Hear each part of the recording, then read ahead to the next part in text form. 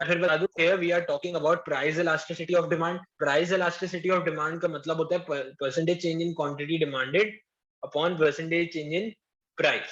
ठीक है, आप डिटरमिन कैसे करते हो प्राइस elasticity of demand को? दो तरह की होती है प्राइस elasticity, एक होती है हम इलास्टिक पढ़ रहे हैं, एक होती है इनइलास्टिक.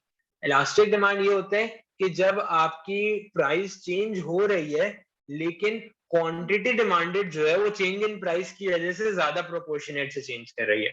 जो आपकी क्वांटिटी डिमांडेड है वो ज्यादा प्रोपोर्शनेट से चेंज कर रही है due to a change in price. Inelastic demand इसका कंप्लीट ऑपोजिट होता है. उसके अंदर हम ये बोल रहे हैं कि यार मेरी चेंज हो रही है लेकिन क्वांटिटी डिमांड में इतना फर्क नहीं आ रहा, थोड़ा सा फर्क आ रहा है. यानी कि people are less responsive to a change in price. फिर बता दूं, people are less responsive to a change in price. फिर एक एक्सट्रीम केस मैंने अभी आपके साथ डिस्कस किया है जिसको हम कहते हैं परफेक्ट इलास्टिक. आवाज आ रही है ना मेरी? जी जी. परफेक्टली इनइलास्टिक में हम ये कह रहे हैं कि यार जो चाहे मेरी प्राइस जितनी भी बढ़ जाए, मेरी प्राइस जो है वो मेरी जितनी भी इंक्रीज कर जाए, मेरी क्वांटिटी डिमांडेड में सर फर्क नहीं आ रहा, मेरी क्वांटिटी डिमांड चेंज नहीं हो रही. जैसे कि यहाँ पे हम ग्राफ देख सकते हैं, ये ग्राफ आप देख सकते हैं, जैसे ये देखें, ये देखें,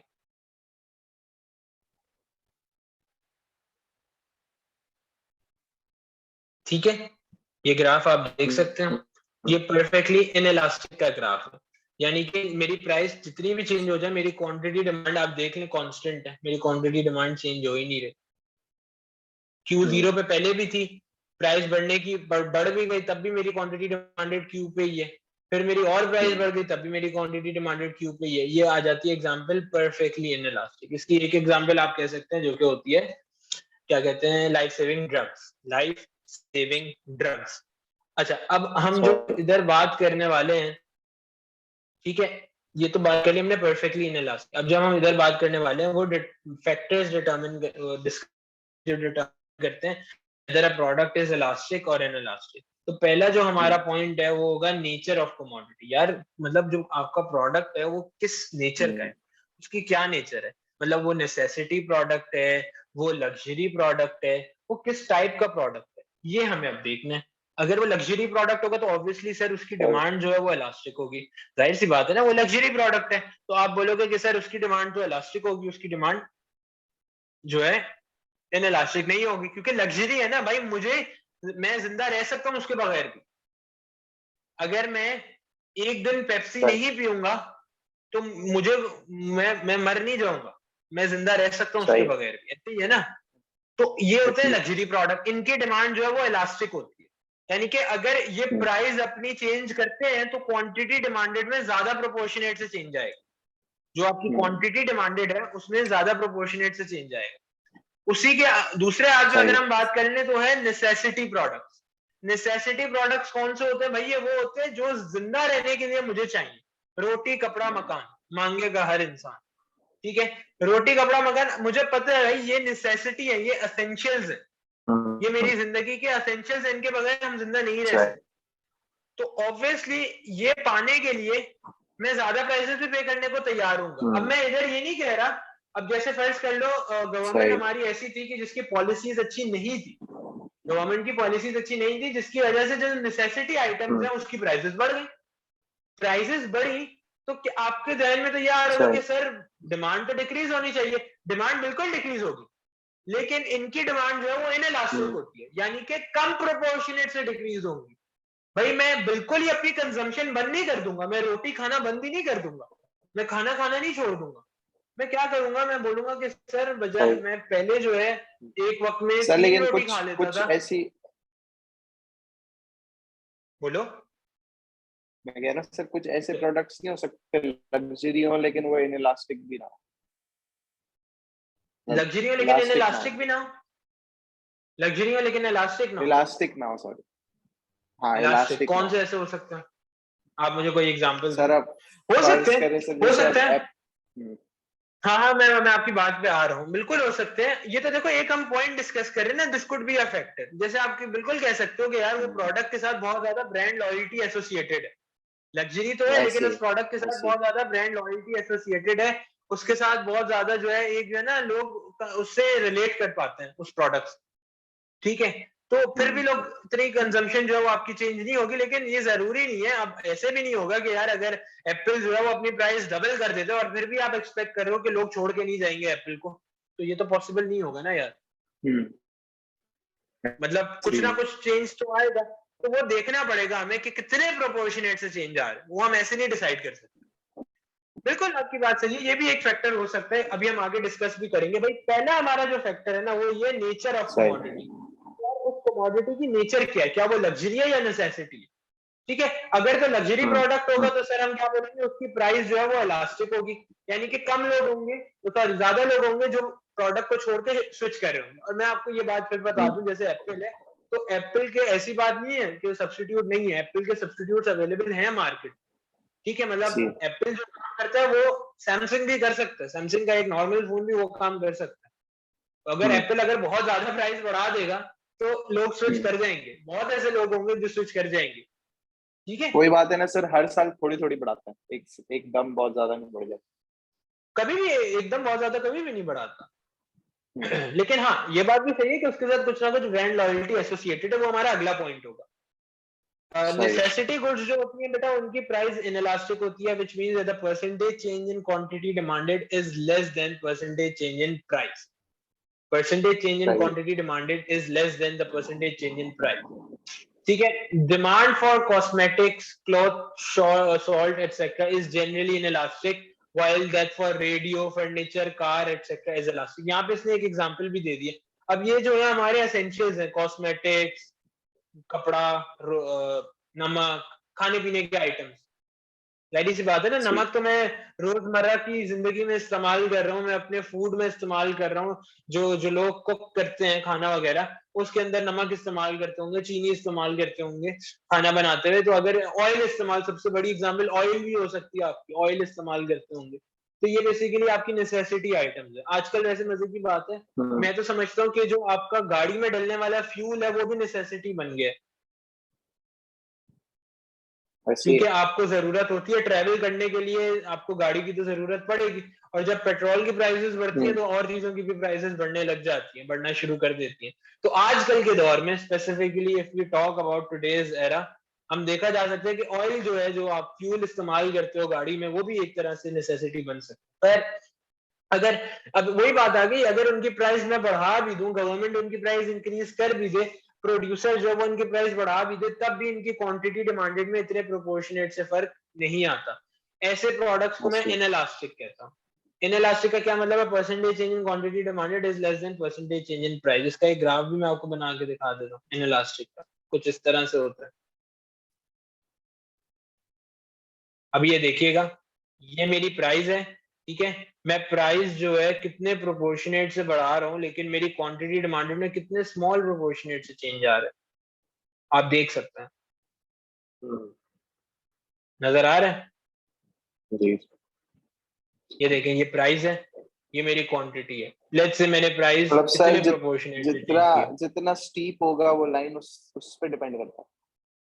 हाँ, और देखिए कितने स्मॉल प्रोपोर्शनेट से चेंज आ रहा है, कितने थोड़े से प्रोपोर्शनेट से चेंज आ रहा है आपकी क्वांटिटी डिमांडेड में, मतलब सर ना मतलब होने अभी के ये बात बराबर। हुई ना कि जितना जितना स्टीप होगा उतना कंपनी के लिए अच्छा है, ठीक है। बिल्कुल बिल्कुल, अच्छा नहीं है, देखो सही। वो नेचर उस प्रोडक्ट की ऐसी है, जो आप सर लेकिन प्रोडक्ट कोई भी जिस, बिजनेस ये तो नहीं चाहेगा ना कि इनएलास्टिक हो, वो तो सारे यही चाहेंगे जो बिजनेसमैन है।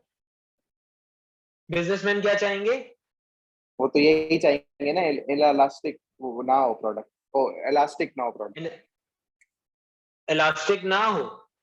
हाँ। देखो, हाँ बिल्कुल, एक तरह से हम कह सकते हैं कि जो बिजनेसमैन होगा आपका, वो ये डिमांड करेगा कि यार मेरी प्रोडक्ट जो है वो इन इलास्टिक हो, उसकी डिमांड ऐसी हो, लोग उसको इतना पसंद करें कि अगर मैं प्राइस बढ़ा भी दूं तब भी जो है वो प्रोडक्ट के लिए डिमांड जो है उसमें उसमें ज्यादा प्रोपोर्शनेट से फर्क ना आ रहा हो, और मेरा रेवेन्यू जो है वो मैक्सिमाइज हो रहा हो, ठीक है। वैसे लेकिन इलास्टिक में भी यार आप ये कह सकते हो कि आपका रेवेन्यू मैक्सिमाइज इस तरह से भी हो सकता है, अगर आप एक एक मैं आपको आगे एग्जांपल कराऊंगा तो आपको अच्छे से समझ आएगा। एक मैं चीज समझाना चाह रहा हूँ, ठीक है, वो मैं अभी आपको आगे बताता हूँ। ये वाला पॉइंट समझ आ गया, तो आ गया ये वाला ग्राफ भी समझ आ गया इन इलास्टिक का। आ गया सर। अच्छा, अब मैं बात करता हूँ आगे जो मैं आपसे करना चाह रहा था। देखो, एक कॉन्सेप्ट होता है रेवेन्यू मैक्सिमाइजेशन का, सही है? हम्म, एक कॉन्सेप्ट होता है रेवेन्यू मैक्सिमाइजेशन का। रेवेन्यू मैक्सिमाइजेशन का मतलब ये होता है कि यार तुम जो है ज्यादा से ज्यादा रेवेन्यू कमा रहे हो, अपना प्रोडक्ट बेच के सही। ज्यादा से ज्यादा रेवेन्यू कमा। अब रेवेन्यू किस तरह से कमा सकते हो आप? दो तरीके कार हो सकते हैं सर। या तो मैं ठीक है। अपनी सेलिंग प्राइस चेंज कर दूं, ऐसे ही है ना? ऐसे ही। या तो मैं अपनी सेलिंग प्राइस बढ़ा दूं, या मैं अपनी हम्म, सेलिंग प्राइस कम कर दूं। सही। या बढ़ा सकता हूं या मैं कम कर सकता हूं, दो ही मेरे पास ऑप्शंस अवेलेबल है। अब अगर मैं इनइलास्टिक प्रोडक्ट की मैं बात करूं कि वो प्रोडक्ट जो है वो इनइलास्टिक है, तो प्रोड्यूसर जो होगा ना, वो प्रॉफिट मैक्सिमाइजेशन के लिए, प्रॉफिट ज्यादा कमाने के लिए उसकी कोशिश ये होगी कि यार मैं सेलिंग प्राइस बढ़ाऊं, ज्यादा से ज्यादा मैं सेलिंग सही। प्राइस बढ़ाऊं, मैं बहुत सेलिंग प्राइस बढ़ाऊं। ठीक है। हम्म, अगर मैं बात करूं किसी ऐसी प्रोडक्ट की जो कि इलास्टिक है, जिसमें हम्म, ज्यादा प्रोपोर्शनेट से चेंज आ रहा है क्वांटिटी डिमांड में, सही। मैं सिर्फ आपसे ये बात नहीं कर रहा, मैं ये भी बात कर रहा हूं कि अगर वो प्राइस डिक्रीज करता है, प्रोड्यूसर प्राइस डिक्रीज करता है, तो भी उसकी क्वांटिटी डिमांडेड ज्यादा प्रोपोर्शनेट से इंक्रीज होगी। मैं ये बात भी सही। कर रहा हूं आपके साथ। तो जो हम्म, इलास्टिक डिमांड होगी ना, उसमें प्रोड्यूसर का मकसद ये होगा कि यार मैं प्रॉफिट मैक्सिमाइजेशन के लिए सेलिंग प्राइस को कम से कम रखूं। सही। समझ रहे हैं बात? मैं सेलिंग प्राइस को ठीक। कम से कम रखूं, ये उसका मकसद होगा।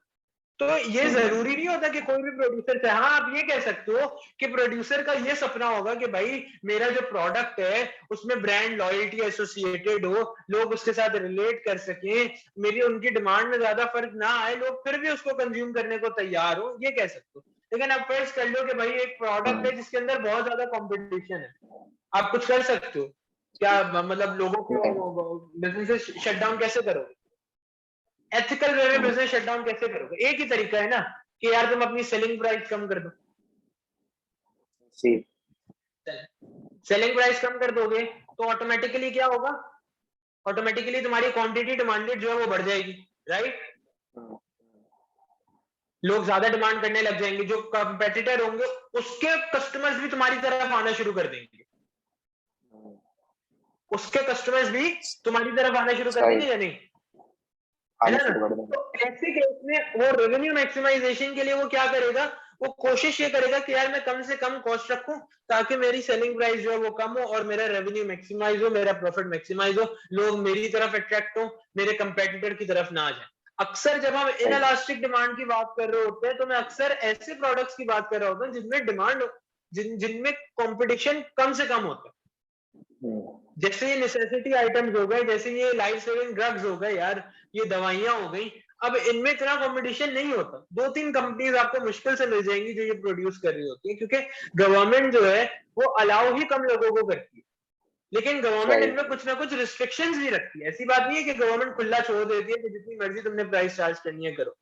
गवर्नमेंट इनमें कुछ ना कुछ रिस्ट्रिक्शंस भी रख रही होती है कि यार तुमने इससे ज्यादा प्राइस नहीं चार्ज करनी। आगे हम कॉन्सेप्ट पढ़ेंगे प्राइस सीलिंग और प्राइस फ्लोरिंग का, तो ये आपको अच्छे से समझ आएगा, ये गवर्नमेंट सही। के एम्स में। ये क्लियर हो हम्म, गया पॉइंट आपको? आगे बढ़े? आगे बढ़ो। नोट्स बना लिया आपने? जी सर, बना दी। ठीक है, आगे चलते हैं। बस फिर आप कल आ रहे हैं ना, फिर मैं बता देता हूँ एडमिन को कि आप कल सही। आयशा मस्जिद से आके कलेक्ट कर लेंगे। ऐसे ही। यही जो इत्तेहाद पे है ना? हाँ जी सर, हाँ। बस सही है, और ठीक है। डिफेंस से बाहर निकलते हैं ना वहाँ से। जी जी बिल्कुल, सही। मैं बोल दूंगा। और बेटा फीस भी जरा for the month of Feb वो भी देख लीजिएगा। हाँ सर, मैं कह रहा हूँ। अच्छा, अब अगला पॉइंट देख लेते हैं जल्दी से। अवेलेबल, अभी मैंने जो आपके, अब देखिए मैं कैसा नजूमी आदमी हूँ, मैंने अभी वो हम्म, बात की और वो बात आगे ही आ गई, बुक में भी हाँ। वही बात कर दी, अवेलेबिलिटी ऑफ सब्स्टिट्यूट्स। सही। सब्स्टिट्यूट्स क्या होता है? ऑल्टरनेटिव्स, यानी कि ठीक। वो प्रोडक्ट जो आपको सेम डिजायर प्रोवाइड कर रहे हैं, जो आपकी सेम नीड फुलफिल कर रहे हैं, राइट? सही। ऐसे ही। अब अगर मार्केट में मैं बोलूंगा सर, मार्केट में सब्स्टिट्यूट्स अवेलेबल हैं किसी प्रोडक्ट्स के, किसी चीज के ऑल्टरनेट अवेलेबल हैं, तो उनकी डिमांड क्या होती है? ज्यादा चांसेस है सर उनकी डिमांड जो है वो इलास्टिक होगी। क्योंकि आपके पास चॉइस अवेलेबल है। अभी मैंने जैसे यही बात की, उसमें इसमें भी यही बोल रहे हैं कि यार ऐसे प्रोडक्ट्स में आपके पास चॉइस अवेलेबल होगी। Whereas if I talk about products which are inelastic in nature, जिसका मतलब है कि यार आपकी क्वांटिटी डिमांडेड में फर्क नहीं पड़ रहा due to a change in price, ठीक है, मतलब प्राइस के चेंज होने से आपकी क्वांटिटी डिमांड में इतना फर्क नहीं पड़ा, ऐसे प्रोडक्ट इनइलास्टिक होते हैं। और ऐसे प्रोडक्ट में हम यही बात करते हैं कि सर इनमें कंपटीशन कम होता है, जैसे sir demand for salt, demand for potatoes, onions etcetera, ये सारी इनकी demand are highly inelastic as there are no. अब तुम ये तो नहीं कह सकते ना यार आलूओं की जगह मैं जो है क्या कहते हैं टमाटर इस्तेमाल कर लूंगा, वो जो आलू जो डिजायर आपकी फुलफिल कर रहा है वो टमाटर तो नहीं कर सकता ना। या तुम ये तो नहीं कहोगे कि आलूओं की जगह आज मैं मुर्गी इस्तेमाल कर लूं, नहीं यार, वो वेजिटेबल है और जो जो मुर्गी है जो उसका गोश्त है दैट्स अ डिफरेंट थिंग, वो एक अलग चीज है। तो वो कोई सब्स्टिट्यूट नहीं हुआ उसका। इनका कोई भी आपको सब्स्टिट्यूट ऐसे क्लोज सब्स्टिट्यूट आपको नहीं मिल जाएगा। जैसे टमाटर की प्राइस, एक वक्त था टमाटर की प्राइस बहुत ज्यादा बढ़ गई थी, तो लोगों को बहुत प्रॉब्लम फेस, मेरे ख्याल से 250-300 रुपए पे चली गई थी पर केजी, तो लोगों को बहुत प्रॉब्लम्स फेस करनी पड़ रही थी, ठीक है। लेकिन इसका कोई सब्स्टिट्यूट नहीं निकला, लोग फिर भी खरीद रहे थे, लोग थोड़ा थोड़ा खरीदते थे, कम इस्तेमाल करते थे, लेकिन लोगों को फिर भी खरीदना तो पड़ रहा था ना, उसकी कंजम्पशन बिल्कुल ही खत्म तो नहीं हो गई थी ना। जाहिर सी बात है, जो बंदा कुक कर रहा है, जो खाना आपके घर में पकाने वाला है, उसको टमाटर की तो जरूरत है ना, वेजिटेबल्स की तो उसको जरूरत है। Demand for such products are highly inelastic. ऐसे प्रोडक्ट्स की डिमांड अक्सर हाईली इनइलास्टिक होती है क्योंकि इन प्रोडक्ट्स में कोई भी क्लोज सब्स्टिट्यूट अवेलेबल नहीं होता, ठीक है। लेकिन उसी के साथ साथ अगर मैं बात कर लूं अदर कमोडिटीज की, like tea, coffee, beverages, Thums Up, Mangola, Gold Spot, Fanta, Sosyo, ये सारे ब्रांड्स के नाम लिखे हैं। अब ये ब्रांड्स हैं, ये लग्जरी आइटम है, इनके सब्स्टिट्यूट अवेलेबल हैं, ठीक है। सैमसंग का सब्स्टिट्यूट अवेलेबल है मार्केट में, ऐसी बात नहीं है कि जिंदगी और मौत का सफर हो गया, अगर मैंने फेंटा नहीं कंज्यूम की तो मैं मर जाऊंगा, नहीं भाई ऐसी बात नहीं है, और सब्स्टिट्यूट है इसके मार्केट में अवेलेबल। और दूसरी चीज, ये लग्जरी प्रोडक्ट, ये नेसेसिटी आइटम्स नहीं है, पीने को तो आप पानी भी पी सकते हो, ठीक है। तो ये जो प्रोडक्ट है सारे बेवरेजेस जो हैं वो आपके लग्जरी आइटम्स हैं, और इनकी डिमांड जो है वो हाईली इलास्टिक होगी, मोर इलास्टिक होगी। क्यों? क्योंकि they have wide range of substitutes available in the market, इनके बहुत सब्स्टिट्यूट्स अवेलेबल होते हैं। अब आगे चलते हैं, ये क्लियर है, ये सब्स्टिट्यूट वाली बात समझ आई? बस एक मिनट से नोट बना लो। हाँ बना लें आप।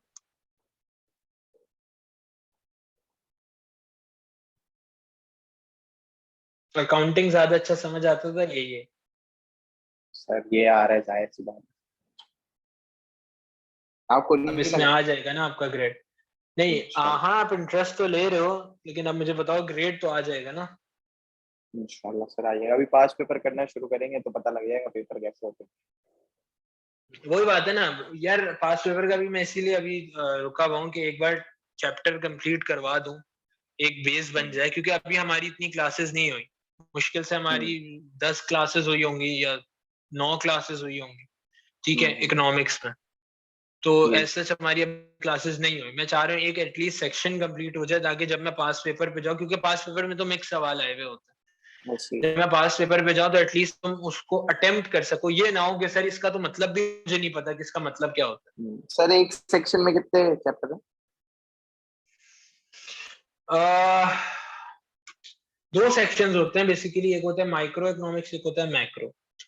माइक्रो जो है वो, to be honest, micro relatively मुझे जो है माइक्रो आसान लगता है काफी as compare to macro. Macro में मैथ्स की, अभी हम माइक्रो पढ़े, माइक्रो में बस ये थोड़ी रट्टे मारने वाली चीजें होती हैं जो आप याद करके समझ के आप कर सकते हो, ग्राफ्स वगैरह होते हैं थोड़े बहुत।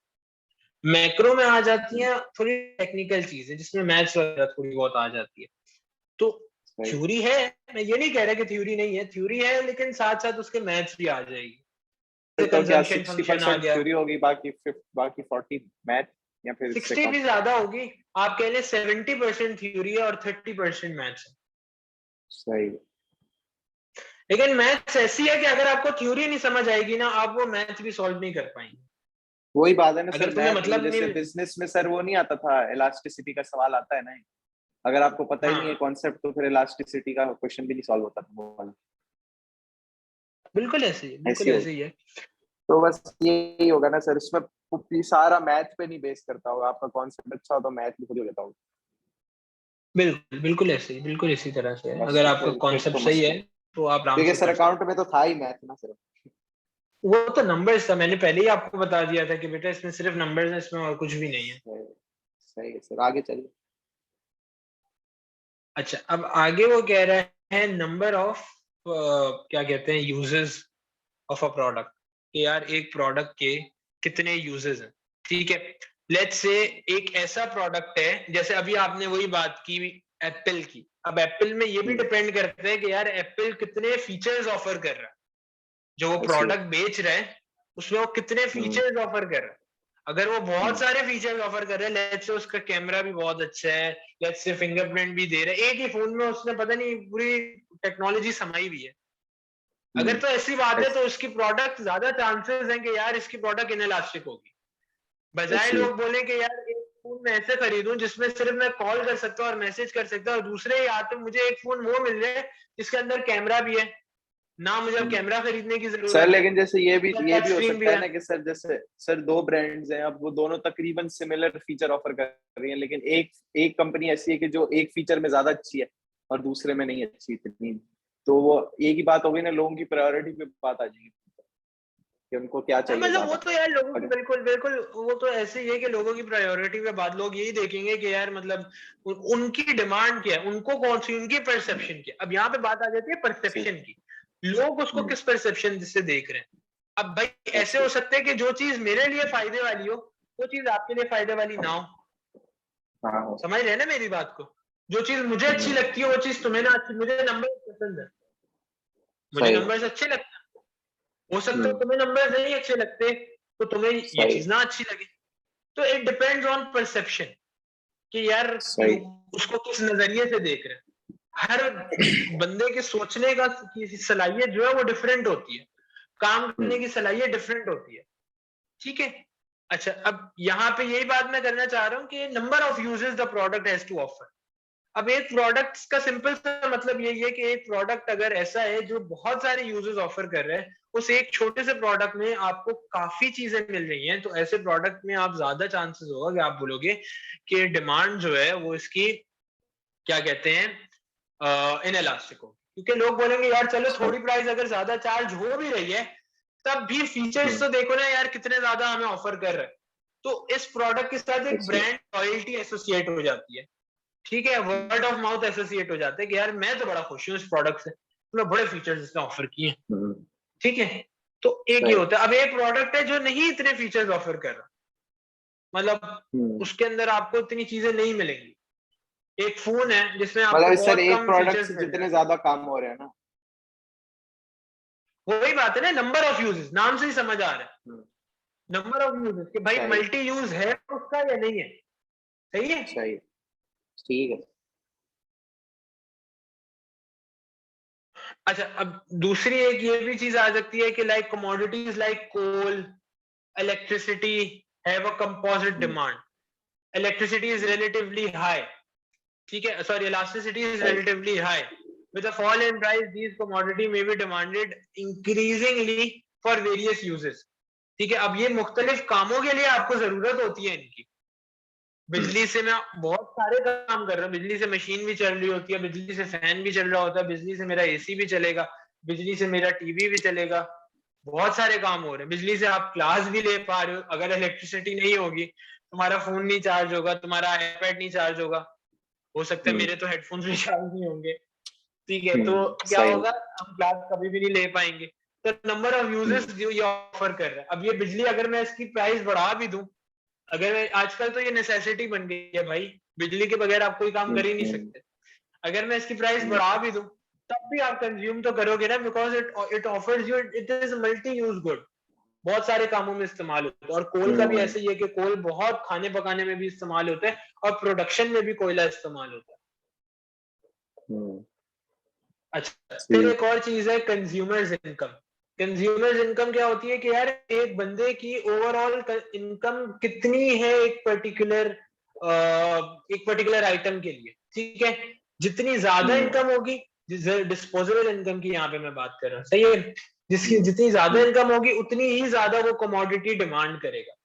अब यहाँ पे एक सर और ये तो कॉन्सेप्ट आता है। वो कंट्री पे नहीं आ जाती बात इसमें? हाँ, वही बात कर रहा हूँ ना कि ओवरऑल लोगों की इकोनॉमी कैसी है, लोगों का लिविंग स्टैंडर्ड कैसा है, लाइफस्टाइल कैसा है। यहाँ पे मैं सही। वही बात करने वाला हूँ, क्या कहते हैं, इंफीरियर गुड की और नॉर्मल गुड, ठीक है। अच्छा, इंफीरियर गुड एक वो ऐसा आइटम होता है जिसकी डिमांड बढ़ती है जब आपकी इनकम बढ़ती है। समझ रहे हैं सही। मेरी बात को? भाई मेरी इनकम बढ़ेगी तो मेरी डिमांड उस पर्टिकुलर आइटम के लिए बढ़ जाएगी। सही। इंफीरियर गुड वो होता है जिसका कंप्लीट रिवर्स होता है, जिसका कंप्लीट ऑपोजिट होता है। सर कोई एग्जांपल दे दें इंफीरियर गुड की। सर जैसे आप ले लें, क्या कहते हैं,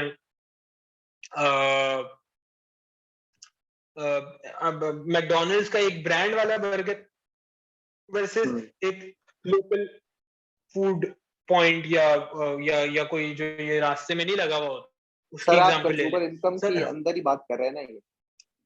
हाँ हाँ, मैं नॉर्मल और इंफीरियर गुड की बात कर रहा हूँ। सही। ये अब उसी से नॉर्मल गुड रिलेटेड है। ऐसा होता है, उसी से रिलेटेड है बिल्कुल। नॉर्मल गुड ऐसा होता है कि यार जब मेरी इनकम बढ़ती है, जब कंज्यूमर इनकम बढ़ती है तो नॉर्मल गुड के लिए डिमांड बढ़ जाती है। सही। क्लियर है ये बात? जब मेरी इनकम ज्यादा होगी तो नॉर्मल गुड के लिए मेरी डिमांड भी ज्यादा होगी। सही। जब मेरी इनकम ज्यादा होगी तो इंफीरियर गुड के लिए मेरी डिमांड कम हो जाएगी। यार मेरी जेब में रोकड़ा है, मेरी जेब में पैसा है, मैं कभी भी नहीं चाहूंगा कि मैं अंडे वाला बर्गर खाऊं, ये लोकल फूड किसी वेंडर से या किसी ठेले वाले से मैं जाके कभी भी नहीं परचेज करना प्रेफर करूंगा। मैं बोलूंगा यार मैं एक बर्गर बच्चा हूँ, मेरे पास पैसे हैं, मैं तो मैकडोनल्ड्स का ही जाके खाऊंगा या मैं केएफसी का ही जाके परचेज करूंगा, मैं क्यों खरीदूं ये ऐसे। वाला। सही। ऐसे ही है ना। तो ऐसे प्रोडक्ट्स को हम कहते हैं इंफीरियर और नॉर्मल गुड, ये डिफरेंस होता है। अगर आपकी ठीक। इनकम ज्यादा होती है तो आप नॉर्मल गुड ज्यादा डिमांड करोगे, अगर आपकी इनकम कम होती है तो आप इंफीरियर गुड ज्यादा डिमांड करोगे। पाकिस्तान में सही। नॉर्मली देखा जाए तो आजकल इंफीरियर गुड की डिमांड ज्यादा होती है। लोग इंफीरियर गुड ज्यादा परचेज कर रहे होते हैं क्योंकि वो सस्ते होते हैं और क्वालिटी इतनी अच्छी नहीं होती उनकी, ठीक है। तो सही। लो इनकम लोग ज्यादा रहते हैं, मिडिल क्लास फैमिली ज्यादा रहती है, तो इनके लिए लग्जरी अफोर्ड करना मुश्किल होता है।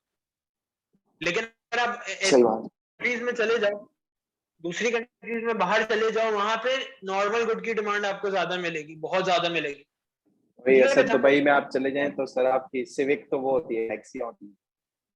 हाँ, वहां पे तो भाई आपको क्या क्या मिल जाएगा। यहाँ पे आप देखो तो टैक्सी में आपको यूजुअली उबर करीम में आपको अगर आप क्या कहते हैं गो मिनी बुलाओ तो उसके अंदर अक्सर आपको हाँ मेहरान या मेहरान है। एफएक्स नजर आ रही होगी। ऐसे। मतलब सस्ती गाड़ियां और थकी हुई गाड़ियां नजर आ रही होंगी, आपको कोई अच्छी गाड़ी नहीं मिलेगी कभी भी, ठीक है। चलो यार ये सही। मीटिंग एंड होने वाली है, तो दोबारा ज्वाइन करना, मैं आपके साथ सही। ये लेक्चर भी शेयर कर दूंगा, ठीक है। फिर हम आगे से कंटिन्यू करते ठीक हैं, है सर। दोबारा वो उसी लिंक पे ज्वाइन कर सर देना, यही लिंक होगा? 1 मिनट में सही। यही लिंक होगा। ठीक है।